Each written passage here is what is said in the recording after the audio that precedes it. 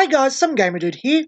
I didn't expect to start Bakugan videos with this topic, but I wanted to rewrite most of my scripts recently, and this one just so happened to be first in, first out. Many games have a condition for effects wherein the card has to deal damage or hit for the effect to trigger. For Bakugan, this is Victor. Unlike other games where this type of effect triggers after damage is dealt, this happens after the brawl is won, but before damage is dealt, due to how Bakugan operates. Today, I want to take a look at Victor Bakugan and talk about their nuances. Trox is probably the most iconic of the Victor Bakugan, the main Bakugan of Winton Styles, a main character of the Bakugan Battle Planet series. Like most Bakugan, Trox has two forms. A core, usually referred to as just Trox, and an Ultra, Trox Ultra. These two are considered to be two different Bakugan, despite both depicting Ventus Trox. Trox is interesting in that between all his cards, you can actually look at every single aspect of Victor Bakugan. Core Trox has no effects, has stats of 501, and brings both a magic shield and a helix. Both of these cores are good for achieving victory, and his base stats aren't bad, but he has to evolve to get to our topic. Diamond Trox is the lowest cost Evo for Trox, costing 3 energy. For your 3 energy, he gets a 2 increase in both of his stats, becoming a 703. He also gains the ability of Victor. You may energize the top card of your deck uncharged. On face value, this is one of the best ramp cards in the game. You're not ramping from the hand, so it doesn't cost you card advantage, and you can keep doing it. Except none of those things are really true. You have to pay a card from the hand to evolve Trox, so you're already down one there. Not only that, realistically, how many times does an individual Bakugan open, let alone claim victory, per game? Somewhere in the vicinity of 1 maximum. But not only that, 703 for a 3-cost evolution really needs a better reason to run it than this. It's quite difficult to get it to win a battle, even with these core types and building to these core types, more so when you consider reroll exists. I want to take the time to compare to another Ventus Bakugan. It's not commonly talked about, but just proves my point. Ventus Dragonoid. Ventus Dragonoid is a fairly decent Bakugan itself, a 204 that becomes an 1103 with a +5/-1 helix score.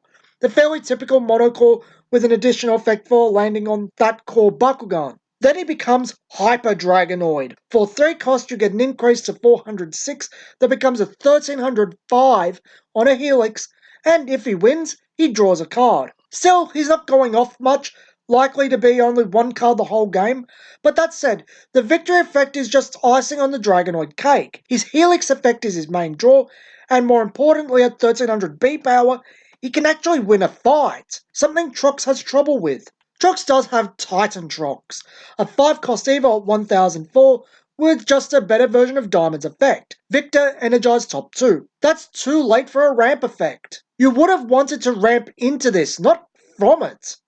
It's a high-cost card at 5, even with ramp. Its only real use is Winton himself, but this strategy is slow and sluggish.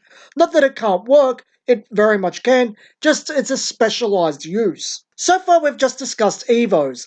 Let's go to a Bakugan with a Victor effect on its character card.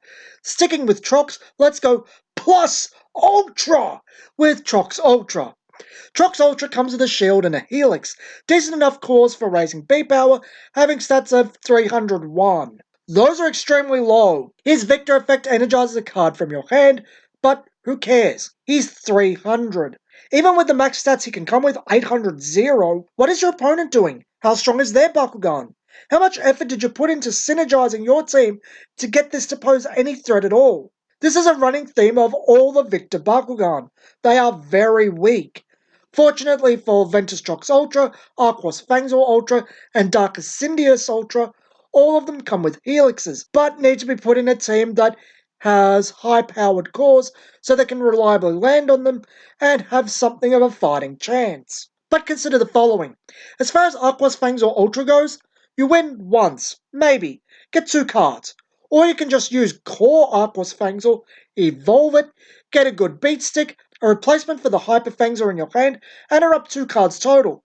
You didn't need to win, got a better Bakugan, and the same end result. Same goes for Darkus Syndius Ultra. You could try to get the win, take your opponent down a card, or you could just use Darkus Trox. He has great starting stats for taking victories early, and when he evolves, you can force your opponent down a card. As I said, how many times are you going to claim victory with an individual Bakugan per game realistically?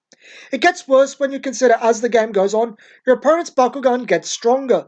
You can't even luck out with your opponent missing now thanks to reroll existing and being a deck staple. But this isn't the end for Trox Ultra. For 2 energy you can evolve into Hyper Trox Ultra, a massive boost up to 705 with the same effect. But now you're spending a card to make this guy even playable, defeating the purpose of running Trox Ultra. Diamond Trox, the Evo for Core Trox, while he doesn't have as much damage, costs only 1 more and doesn't take cards from your hand. This isn't to say Hyper Trox Ultra doesn't make Trox Ultra better, just that there is more to consider than simply a 404 buff for 2. Trox Ultra also has a Diamond Evo itself, but it's a simple 1408 for 5.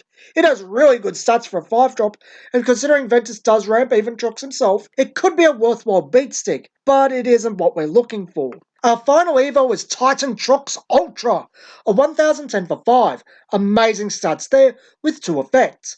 Victor, you may energize any number of cards from your hand, and if you have Winton out, he gains plus 1000 plus 10 to be a colossal 2020. Oh, you will get that Victor ability easily if you open.